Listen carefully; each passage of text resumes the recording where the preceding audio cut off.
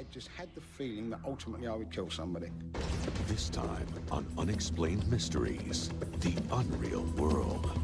Visitors from other planets, lost civilizations, mythical beasts. What I actually saw that night, I couldn't really understand what it was. It wasn't myth, wasn't legend, it was real. It was true. What is left? The paranormal. And that's where we come in. And we'll give you our ultimate update with our UNX report. Stay tuned for more on Unexplained Mysteries.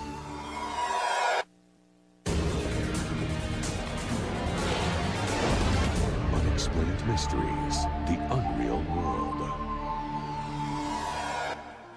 They say that all legends contain a kernel of truth. So when the sun sets and the moon is full, what is the truth about werewolves? The story began when I was 9 years old. It was a very warm summer's evening. Suddenly the air went very cold. There was a terrible stench in the air, and I just flew into the most horrendous rage that my mother and father just couldn't make out why their little 9-year-old boy suddenly started to act virtually like an animal in the garden. This violent outburst was the first sign that something was wrong with Bill Ramsey. He didn't know what it was. All he knew was that he had to hide it. I was feeling all sorts of things. I would be the laughing stock of the neighborhood. Whatever was inside Ramsey was released again at South End Hospital. He attacked a nurse and tore up the emergency room. Nothing could stop him. I just had the feeling that ultimately I would kill somebody. Then, one night outside a police station, Ramsey tried to kill one of the officers. I envisaged being in prison for the rest of my life or in a secure mental hospital the rest of my life for something I knew I would never be responsible for. Suddenly, his secret was out, but no one understood why he was having these violent episodes. What was causing it? I was literally, felt like just committing suicide. An answer would come from 3,000 miles away, from an unassuming pair of paranormal investigators, Lorraine and Ed Warren.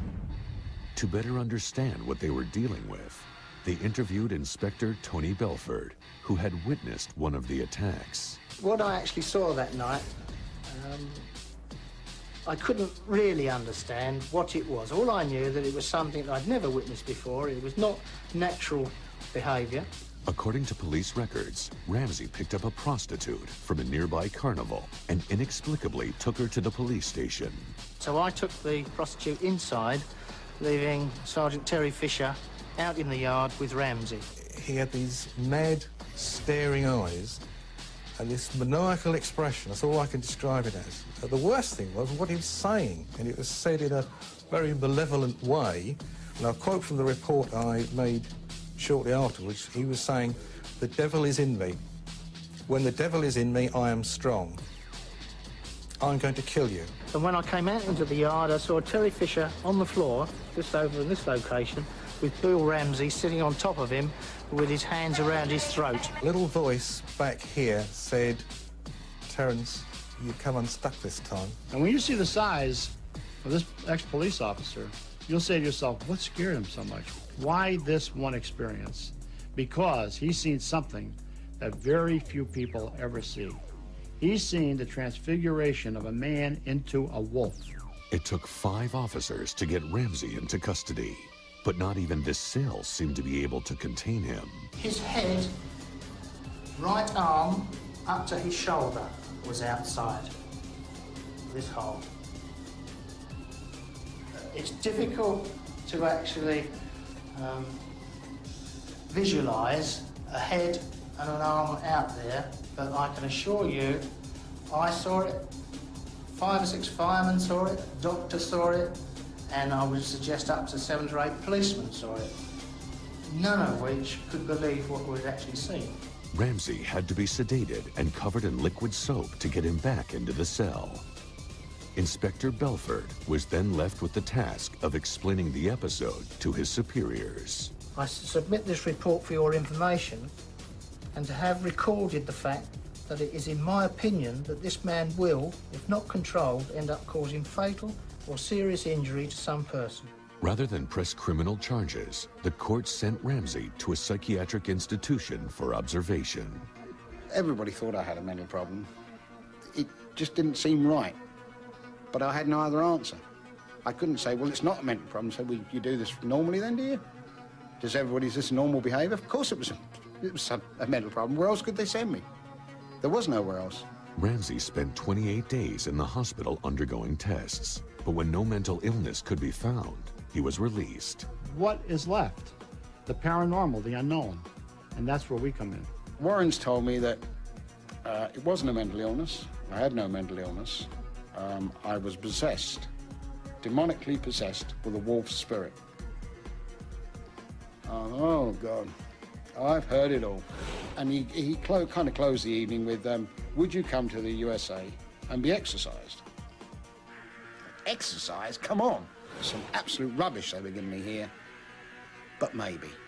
Ramsey flew to Connecticut. There, he met Bishop Richard McKenna. He needed to be exercised, no question about that.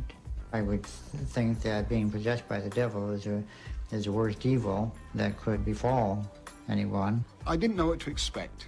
And when you're entering a realm of the unknown, you're obviously very, very scared.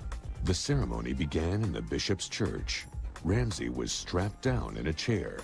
6 bodyguards with stun guns were on hand in case something went wrong. As I proceeded with the prayers, he didn't seem to be himself. It was just some other person were taking over him. He himself seemed to almost go into a kind of a daze. I remember him coming to me, at me with that stole, placing it on my head, and it's as if he'd hit me with a hammer almost, because I just did not know anything after that.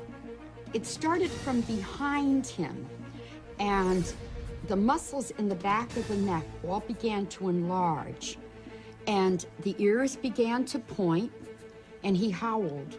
Speak, devil. Be gone in the name of God. Leave him alone. Go back to hell where you came from. Be gone. The hands clawed in such a manner that no human hand could claw like that. He had begun to make the signs of the cross on his forehead and on his breast, and then he would violently react and slap his hand at me, and he snarled like an animal. The lips rolled up, the teeth protruded, and he tried to bite. How many of you are there? Where did you come from? What keeps you here?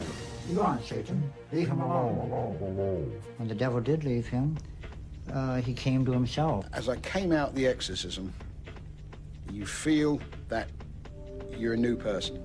The man was freed. The man was freed. Bill Ramsey is back home now. The fits of rage are gone. I felt I wanted to kiss him, kiss Bishop McKenna, because what he'd done. I believe that I was ultimately possessed by the devil, yeah.